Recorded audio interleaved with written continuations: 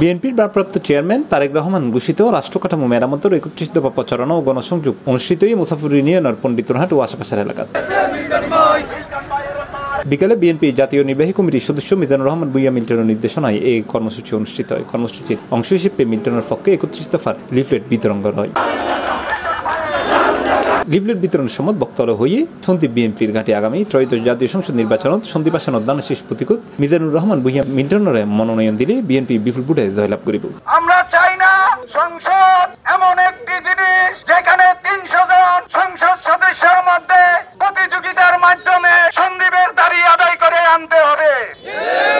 সেখানে যদি কোনো আমরা কাউকে ছোট করতে চাই না, কোনো বাধ্যতাজনিত কাউকে যদি আপনি নমিশন দেন তাহলে আমরা সন্দীপের মানুষের সাথে প্রতারণা করা হবে। এই সময় সন্দীপুর সর্বস্তরের সাধারণ মানুষের পক্ষতুন মিল্টনের দানশীষ প্রতিকুত মনোনয়ন দিবের জোর দাবি জানানো হয়। আমাদের আগামী দিনের রাষ্ট্রনায়ক, আমাদের প্রান্তীয় নেতা, বর্তমান দেশের অ্যাক্টিং চেয়ারম্যান তারেক রহমানের সাথে মিল্টনকে অপহরণের মামলা করেছিল। ওনার বিরুদ্ধে ৮ বছরের সাজা হয়েছিল। উনি তো বাংলাদেশে আসতে পারেন নাই।